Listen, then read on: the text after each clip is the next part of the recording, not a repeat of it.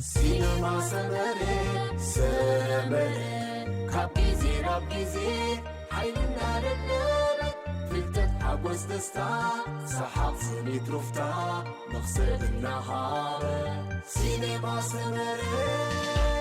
ببزلخم نموق سلامتنا تقبلوا كبرات خطاتلتي نايزا channel زينات سبورت حزنا اينا قريبنا زلنا نملؤ مكتتالكم بأخبروت نعدم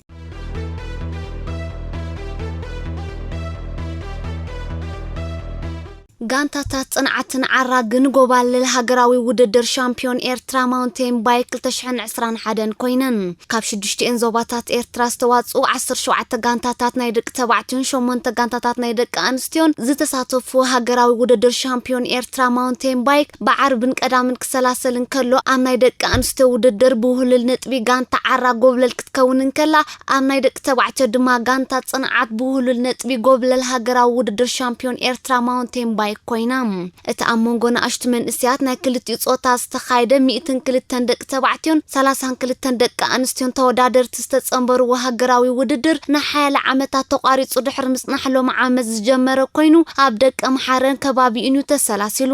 ኣብቲ ካብ ደቂ ኣምሓረ ማዕረባ ደቂ ኣምሓረ ዝተኻይደ ናይ ደቂ ኣንስትዮ ናይ መዛዘም ውድድር ከዓ ቀዳሚት ሮማና ጉዑሽ ካብ ጋንታ ዓራ ካልኤቲ ኤልዳና በረኸት ካብ ጋንታ ኣስመራ ሳልሰይቲ ዳና የተረዘነ ካብ ጋንታ ዓራግ ብምዃን تعويتن أبت بولك استعدلوا الشلمات دما قداميتي 5000 نقفا وانجان ورق ميداليان قال 3000 نقفان برور ميداليان سالسي 3000 نقفان نحس ميداليان تشليمن بغانتا درجة دما غانتا عراق ناي دق انستيو بهاجر درجة غوبلل تعواتيت كوينا عباي وانجا تشليمام أبت 77 كيلومتر شفنه كاب دق امحاره ماي سراو دق امحاره استخايده ناي دق تبعتيو مس انسغر كا رزن زكارياس كاب غانتا صنعت قداماي ايفن روبيل كاب غانتا دق حركال أي شاميوناس كاب غانتا نصر دما سالساي بمخان نوددروم زازيموم بولك استعدلهم شلمات كأن قداماي 5000 نقفا وانجان ورق ميداليان نخال أي 3000 نقفان برور ميداليان نسالساي كأكل 3000 نقفان نحس ميداليان نيروم بغانتا درجة خا غانتا صنعات ناي دق تبعتيو بهاجر درجة غوبلل تعواتيت بمخان عباي وانجا سفسيفام غانتا صنعات ناي دق تبعتيو بولك اسلطاني ممهر مدهاني تخل ماريان وصايتات እና ተገብረላ እትእለ ዘላ ኮይና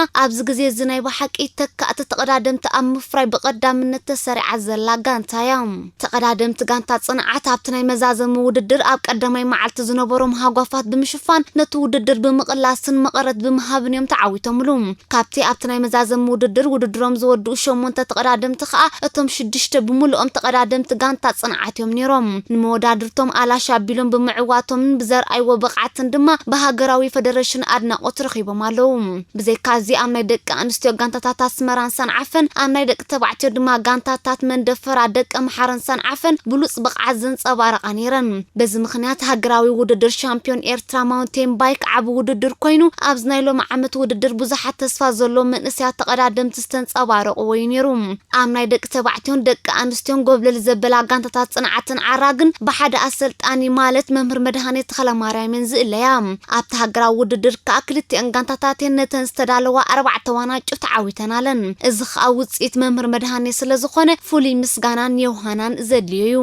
አዳሎት መደብ ስፖርት ሲነማ ሰመራ ከነዚ 4 تواناچو ሰፍሰፈ ውልዶን ብሉጽና ሰልጣኒ አጆኻ ቀጽሎ እናበሉ ስለቲ ኣብ ክልቲኡ ጋንታታት 4 تواناچو ብምዕታሩ ዝተጓናጸፉ ዓወት ደዊልኩም ሓጎስኩም ክትገልጹሉን ሞራል ክትህብዎን ምስ እትደልዩ ብቁጽር ሞባይል ባዶ 734 18 97 ክድውሉሉ ትኽእሉ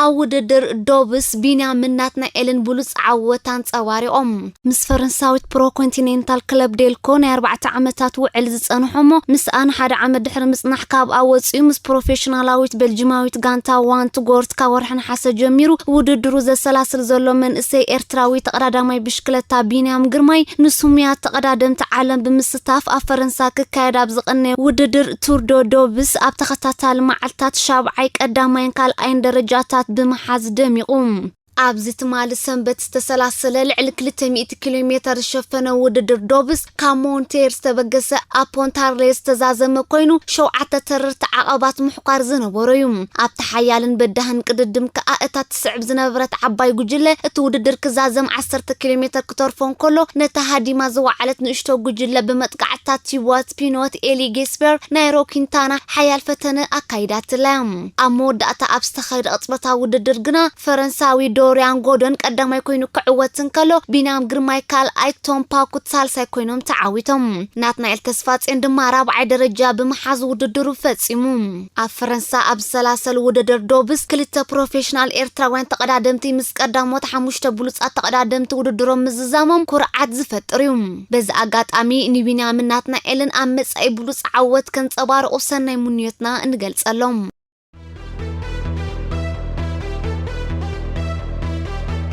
አትሌት መቅደስ ወልዱ ዋንጫ ተሸሊማ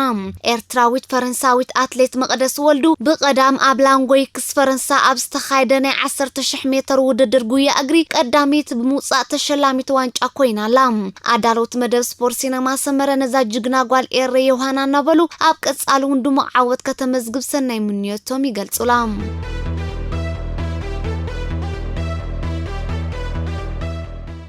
አርጀንቲናውያን መታለልቲ ተባሂሎም 4 ብሉጻት ተጻወት ሃገራዊት ጋንታ አርጀንቲና ብሰመዝ ብራዚል መርመራ ይካይደሎም ከም ዘሎ ተገሊጹ እቶም ኣብ ትሕቲ መርመራ ዝርከቡ ተጻወቲ ሙስቶተንሃም ዝጻወቱ ጆቫኒ ሎሴልሶን ክሪስቲያን ሮሜሮን ከም ድማ ምስ አስቶን ቪላ ዝጻወቱ ኤሚሊያኖ ማርቲኔዝን ኤሚ ቡንዲያን ኮይኖም ቅድሚ ዝሓለፈ ዓርቢ ናብ ከተማ ሳኦ ፓውሎ ብራዚል ምእታዎም ኣብ ዝነበረ 14 መዓልታት ኣብ ዓዲ እንግሊዝ ምንባሮም ዘረጋግጽ ብቁዕ ሰነድ ከቅርቡ ብዘይ ምኽኣሎም ኣታሊልኩም ዝብል ክስ ቀሪብሎም ዘሎም ንሳቶም ኣብ ግጥም መጻረይ ዋንጫ ዓለም ንምስታፍዮም ምስ ሃገራዊት ጋንታኦም ናብ ብራዚል ኣምሪሖም ነይሮም ኮይኑ ግና መንግስቲ ብራዚል ንዘውጽኦ ሕጋጋት ውሸባ ዝጥሕስ ተግባር ብምፍጻሞም እቲ ኣብ መንጎ ክልቲአን ሃገራት ክካየድ ተሓሲቡ ዝነበረን ብሚልዮናት ዝግመቱ ተዓዘብቲ ብመስኮት ቴሌቪዥን ክከታተልዎ ተሃንጢሙሉ ዝነበሩን ግጥም ክስረዚ ተገይሩ ዘሎም ኣርባዕቲኦም አርጀንቲናውያን ተጻወቲ ኣብቲ ዝካየደሎም ዘሎ መርመራ ከም ዘታለሉ ክረጋገጽ እንተኽኢሉ ኣብ ከተማ ሳኦ ፓውሎ ኣብ ሆቴል ን14 መዓልታት ኩሸቡ ክግደድዮም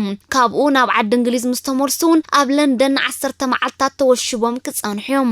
በዚ ድማ እንግሊዛውያን ክለባት ቶተንሃምን አስቶን ቪላን እቲ ዜና ስንባደ ፈጢርለናሎም እዚ ይኹን እምበር ገለ ምንጭታት ሰመዝ ጥዕና ብራዚል ብምጥቃስ ኣብ ዘርግሕ ወጸብጻብ እቶም ተጻወቲ ኣብ ሳኦ ፓውሎ ን14 መዓልታት ኩሸቡ ዘለዎም ተኽእሎ ጸቢብ ምዃኑ ኣብ ክንዱ ብገንዘብ ክቆጽዑ ከም ዝኽእሉን ሓቢሮም ትማልሶኒ ዝተዘርግሕ ሓድሽ ሓበሬታ ከም ዘመልክቶ ድማ እቲ ግጥም ድሕር ምስራዙ ሃገራዊት ጋንታ አርጀንቲና ብሰንበት ርእሳ ዲና ናብ ዓዳ ክትምለስን ከላ እቶም ገበን ዝፈጸሙ 4 ተጻወታት ድማ መርመሮኦም ወዲኦም ካብቲ ሃገር ተሰጊጎም ኣለው ኣብ ሞንጎ አርጀንቲናን ብራዚልን ተሰሪዑ ዝነበረ ግጥም መጻረይ ዋንጫ ዓለም ጅምር ምሰበለዩ ክኢላታት ሕክምና ብራዚል ሃንደበት ናብ ሜዳ ብምእታው ክቋረጽ ኣዚዞም ንሳቶም ካብ ቅድሚ ምጅማር ናይ ተጻወታ ኣትሒዞም እዮም ብዛዕባ እቶም 4 ተጻወታ ኣመልኪቶም ስምዕታ ቀሪቦም ነይሮም ኣብ መወዳእታ ድማ ባዕሎም ኣትዮም ጸወታ ደው ከብልዎ ወሲኖም ነሱ ጉምት ምስ ወሰዱ ድማ ኣብቲ ሜዳ ንደቃይቕ ዝቐጸለ ዕግርግርን ዘይምርዳእን ተኸሲቱ ነይሩ ተወሰኽቲ ዜናታት ምስራዊ ብሉጻት ቃዓይ ሊቨርፑል መሐመድ ሳላህ ምስታጋንታ ንነዊሕ ዓመታት ክጸንሕ ዘኽእሎ ሓድሽ ውዕል ክኽትም እንተኾይኑ ቅድሚ ዝኣገረ ሰሙናዊ ፍርቂ ሚልዮን ወይ 5,000 ፓውንድ ማህያ ክኽፈል ከም ዝደሊ ዝጠልብ ቅድመ ኩነት ኣሪቡ እቲ ጥቃዓይ ነዚ ጠለብ ዘቕርብ ዘሎ ውዕሉ ንኽሕድስ ምስታጋንታ ዝርብ ጀሚሩ ከም ዘሎ ኣሰልጣኒኡ የርገን ክሎብ ድሕሪ ምግላጽ እዩ ምስ ሊቨርፑል ዝኸዶ ዘሎ ጉዕዞ ንኸብቃዕ 2 ዓመታት ጥራይ ተሪፎ ዘሎ ሳላህ ኣብታ ጋንታ ሓደ ካብቶም ዝለዓለ መጠን ማህያ ዝኽፈሉ ተጻወትዩ እዛ ኣቅሪብዎ ዘሎ ሓድሽ ናይ ደሞዝ ጠለብ ክማልኣሉ እንተኽኢሉ ድማ ነቲ ኣብታ ጋንታ ሰሙናዊ 220,000 ፓውንድ ደሞዝ ዝቕበል ዘሎ ሆላንዳዊ ተኸላኻላይ ቪርጂል ቫን ዳይክ ብምብላጽ ኣብ ታሪኽታ ጋንታ እቲ ዝለዓለ ተኸፋሊ ደሞዝ ክኸውን እዩ حدش حلاو لدات أرسنال آرون رامس داله غانتو زمص قدام أنصار نورويج سيتي أب التكايدو قطم بريمير ليج نتي أب حلف سلسته قطمات بوزحات كعساسو أزرقو زلو قدامي حلاو لدات بيرنلينو تكيو كسلف مخانو يحبرالهم رامس داله ميكيل أرتيتا بفلاي زحلف سومون لدات غانتو وحمشتو كعساسو دحر مزرقو أب لعل بيرنلينو زنبرو أمنت بايتا زبيتو كم زلو بمئمان أبتناي قدام صوتا نت قدامي حلاو لدات كوفا بيلو نوعو كسلفو مخانو ميتاوي ترقص ጋዜጠኛ ከም ዝኾነ ንዕሩኽቱ ዝሕብር ዘሎ ኣርሰናል ዝሓለፈ ሰሙን ብሲቲ ዘጋጠማ ናይ 5 ባዶ ገፊሕ ስዕረት ካብ ቅድሚኡ ዘካየደቶ ክልተ ግጥማት ዝኸፍአ ኮይኑ ተመዝጊቡላ ዘሎ ክሳብ ሕጂ ድማ ብባዶ ነጥቢ ኣብ መወዳእታ ደረጃ ሰሌዳ ፕሪምየር ሊግ ተቐሚጣ ዘላ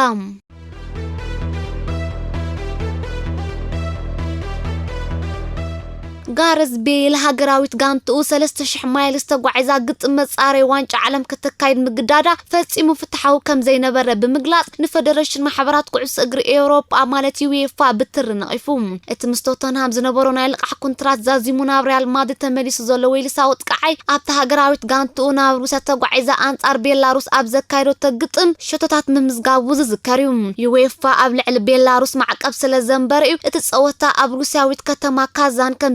ተገይሩ ቅድሚ 3 መዓልታት ማለት ብረቡዕ ምስ ኢስቶንያ ዝተጻወተት ዌልስ ተጻወታ ናብ ሩስያ ከይዶም ንኽምለሱ ብጠቕላላ 6000 ማይልስ ከም ዝተጓዓዙን 6 ሰዓታት ኣብ ነፋሪት ክሕልፍዎ ከም ዝተገደዱን ብምግላጽ ኣብዚ እዋን ኣመና ደኺሞም ከም ዘለዉ ይሕበር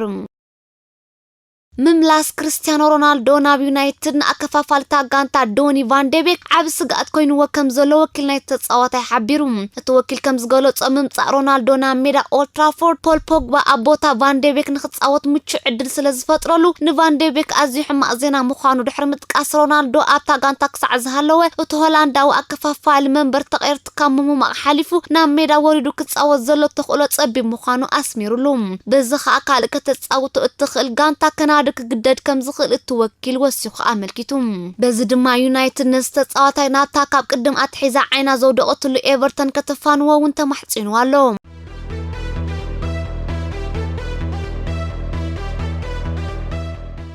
ግጥም መጻረይ ዋንጫ ዓለም ንምክያድ ናብ ጊኒ ኣትያ ዝቐነየት ሃገራዊት ጋንታ ሞሮኮ ኣብታ ሃገር ሃንደበታ ውዕልዋ መንግስቲ ብምክያዱ ንድሕነታ ሰጊኣ ናብ ዓዳ ከም ዝተመልሰት ተሓቢሩ ፍሉያት ሓይልታት ሃገር ናብ ኮናክሪ ርእሰ ከተማ ሃገር ብምእታው ንፕሬዝደንት ኣልፋ ኮንተ ኣሲሮም ንመንግስትን ንሕገ መንግስቲ ሃገር ድሕሪ ምፍራስ ኣብ መላእቲ ሃገር ወጥሪ ነጊሱ ከም ዘሎ ይዝፍለጥ ሎሚ ሶኒ ምስ ሃገር ክትገጥም መደብ ተታሒዙላ ዝነበረት ሞሮኮ ድማ ብውሳነ ፊፋን ካፍን መሰረት እጽወታ ክስትረስ ስለዝተገብረ ሳንጣ ጠቕሊላ ናብ ራባት ተመሊሳላ ተጻወታ ድሕሮም ንጋዜጠኛታት ኣብ ዝሃብዎ ሓበሬታ ድማ ኣብ ከተማ ኮናክሪ ኣብ ሆቴል ዓሪፎም እንከለው ኣብ ቀረባ ርሕቀት ብርቱዕ ድምፂ ጠያይቲ ይሰምዑ ከም ዝነበሩ ክሳዕ ነፋሪት ተሰቂሎም ካብታ ሃገር ዝወፁ ድማ ከብዶም ክሓቅፉ ከም ዝተገደዱን ገሊጾም እምበኣርከስ ፍትዋት ተኸታተልትና ንሎሚ ዝበልናዮም ትሕዝቶ ዜናታት ስፖርት ኣብ ዝፈጺምና ኣለና ከም ወትሩ ሼር ላይክ ሳብስክራይብ ብምግባር ከይትፍለዩና እናተላበና ክንፋነወኩም